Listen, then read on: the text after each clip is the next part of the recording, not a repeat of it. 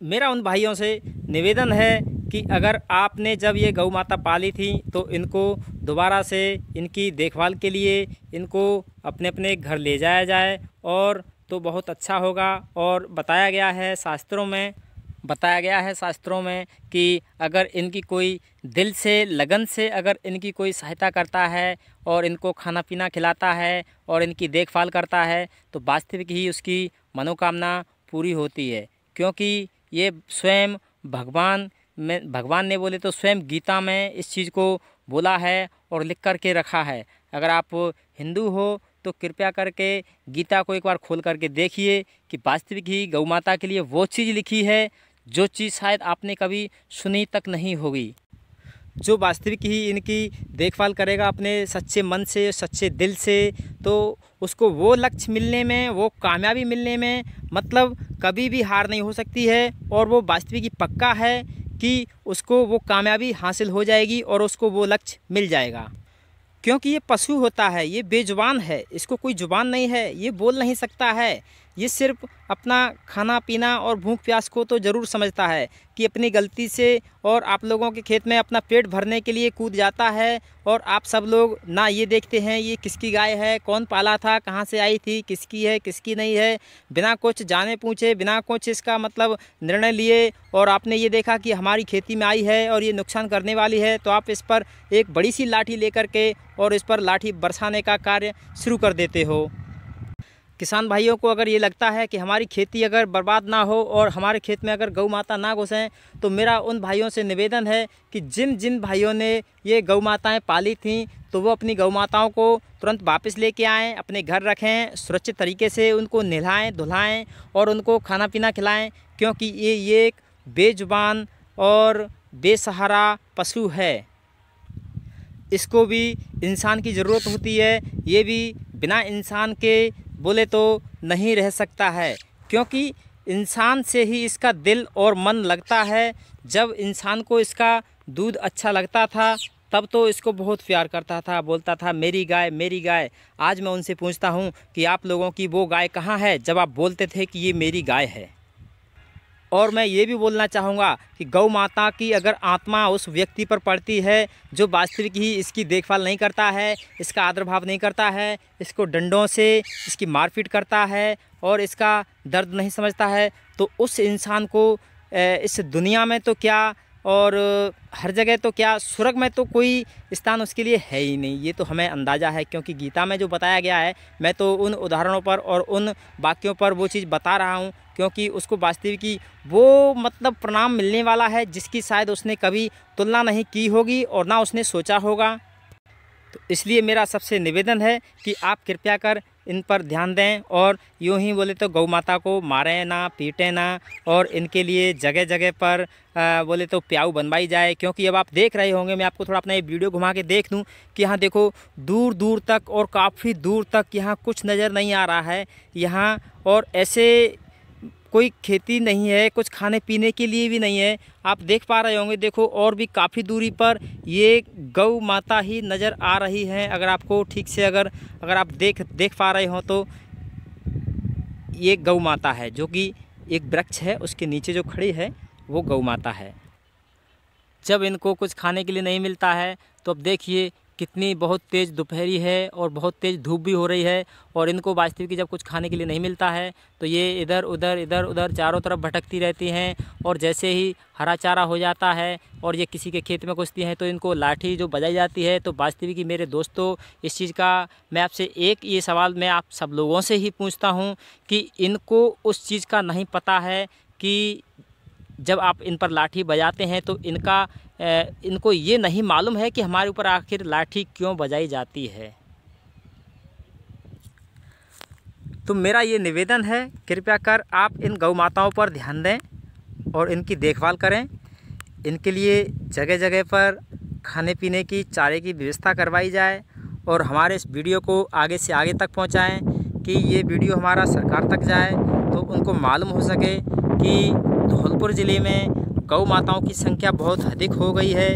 इनको अगर किसान लोग अपने पास में नहीं रख पाते हैं, छोड़ देते हैं तो आखिरकार इनका क्या परिणाम निकलेगा। कृपया करके मेरा सब लोगों से आपसे निवेदन है कि मेरे इस चैनल को सब्सक्राइब करें, बेल आइकन दें और मेरे इस चैनल को आगे के लिए शेयर करें कि ये मेरा वीडियो आगे से आगे चल कर के सरकार तक वहाँ तक पहुँच जाए कि सर प्लीज़ माननीय मोदी जी तक भी जाना चाहिए कि धौलपुर ज़िले में, राजस्थान धौलपुर ज़िले में गौ माताओं की संख्या अधिक बढ़ चुकी है। इसके लिए मैं गर्व से क्या मैं अपनी आँखों से देख करके बोलता हूँ, आप लोगों को इस वीडियो पर भी दिखा रहा हूँ। क्योंकि अगर आपको मैं दिखाऊँ तो दूरी तक चलते हैं थोड़ा सा, क्योंकि मेरा ये जो कैमरा है काफ़ी दूरी तक कैच नहीं कर पा रहा है, मगर फिर भी मैं आपको बताने की कोशिश करूँगा कि देखिए साहब, ये भी काफ़ी दूरी पर है ये गौ माता और ये भी चर रही हैं उधर में। तो इनके लिए एक बढ़िया सी और गौशाला बनवाई जाए और कुछ लोगों को उसमें काम करने के लिए जो भी है 2, 1 या 4 व्यक्तियों को उसमें काम करने की अनुमति दी जाए जो इनकी देखभाल कर सकें। तो जो इनकी देखभाल कर सकें वो उनके लिए बहुत बेहतर होगा, बहुत अच्छा होगा वो, क्योंकि वो जब इन गौ माताओं की देखभाल करेंगे और वो बोले तो जगह जगह पर गौशाला हो जाएंगी तो इनको बहुत बड़ा सहयोग मिलेगा। क्योंकि कहते हैं ना कि जो इनका सहयोग करता है उसकी भगवान स्वयं सहयोग करता है। अब देखिए यहाँ कुछ भी नहीं है खाने के लिए, एक ऐसे ही प्लेन मैदान है और ये देखिए गौ माता कहाँ से कहाँ कैसे घूमती रहती हैं, इनको कुछ भी नसीब नहीं हो रहा है। मैं ये चाहूँगा कि जो भैंस होती है उससे इंसान को इतना लगेज हो जाता है, उनसे लगाव हो जाता है, आखिरकार गौ माता से क्यों नहीं। ये तो हमारे इस भारत देश की पूजनी है और ये हिंदू लोगों के लिए तो सबसे बड़ी लक्ष्मी देवी माता माना गया है इनको। और कहते हैं कि इनमें 33 करोड़ देवी देवताओं का वास होता है। ये बात भी सत्य है कि इन गौ माताओं के अंदर 33 करोड़ देवी देवताओं का वास होता है। ये बात अधिक सत्य है और ये वास्तविक कथन भी सत्य है और ये शास्त्रों के हिसाब से भी सत्य है। अब देखिए ये भी गौ माता का ही प्रतीक है। कहते हैं ना जो गौ होती है, गौ के साथ में जो सांड देवता होते हैं तो ये नर है और वो मादा है। इसलिए मेरा आप सबसे हाथ जोड़ा निवेदन है कि मेरे वीडियो को आगे तक बहुत शेयर करें, बहुत दूर दूर तक पहुंचाएं कि ये मेरा वीडियो कैसे भी करके सरकार तक पहुंचे, उनको मालूम हो सके कि धौलपुर ज़िले में गौ माताओं की संख्या बहुत अधिक बढ़ गई है और उनकी देखरेख भी नहीं हो पा रही है और इनके लिए गौशाला भी बनवाई जाए तो बहुत अच्छा होगा। इससे किसान भाइयों को भी बहुत अच्छा लगेगा और उनकी खेती भी अच्छे से हो पाएगी। इन पर लाठी बजाने का काम किसान भाइयों की भी कोई गलती नहीं है, क्योंकि किसान भाई आखिरकार ये सोच लें कि हम इन गौ माताओं को बांध लें, तो कुछ किसान भाई तो ऐसे हैं कि वास्तविक उनके पास में इतना सब कुछ नहीं है जो कि वो इन गौ माताओं को खिला सकें। कृपया देखिए ये किसी ने इनको इस तरीके से बहुत तेज़ी से भगाया है और ये काफ़ी तेज़ से भाग करके जा रही हैं इस रास्ते में निकल करके, क्योंकि मुझे ऐसा लगता है इसके पीछे कोई किसान होगा कि उन्होंने इसको और बहुत तेज़ी से भगाया है। और देखिए एक इस तरीके से एक इधर से भी एक गौ माता आ रही हैं, ये भी बहुत तेज़ी से भागते हुए आई हैं और ये भी उनके साथ में ही हैं और ये उसके साथ में जाएंगी। तो मेरा प्लीज़ आप सब लोगों से निवेदन है कि मेरे इस वीडियो को इतना शेयर करें कि ये आखिरकार वहाँ तक पहुँच जाना चाहिए कि हर हालत में इस वीडियो को मोदी जी के पास तक पहुँचना ज़रूरी है, क्योंकि इसके ज़रिए उनको मालूम हो जाएगा कि वास्तविक ही धौलपुर ज़िले में गौ माताओं की संख्या आखिरकार कितनी बढ़ चुकी है।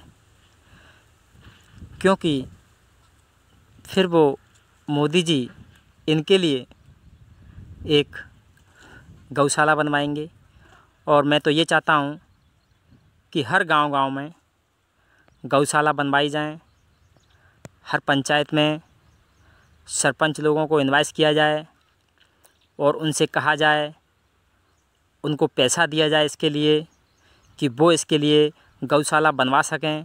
अब देखिए ये गौ माता बेचारी कैसे धूप में इधर से उधर कहाँ से कहाँ दर के लिए भटक रही हैं।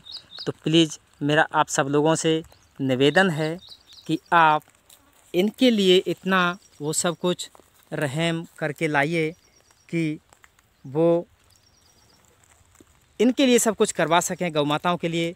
तो मैं सोचूंगा मेरा ये वीडियो बनाने का मतलब निकल गया और बहुत अच्छा हो गया। चलिए फिर मिलता हूँ मैं आपको किसी अगली वीडियो में। तब तक के लिए नमस्कार, थैंक यू, धन्यवाद। एक बार मेरे चैनल को सब्सक्राइब और बेल आइकन ज़रूर दे देना और शेयर करें कि मेरा ये वीडियो बहुत आगे तक जाए, कि गौ माताओं के लिए ये सारी सुविधा हो जाएगी।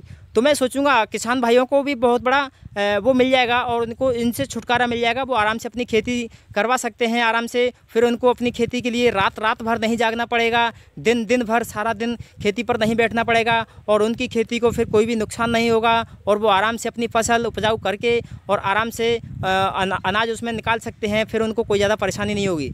चलिए फिर मिलता हूँ आपको मैं किसी अगली वीडियो में। तब तक के लिए थैंक यू, धन्यवाद, गुड बाय।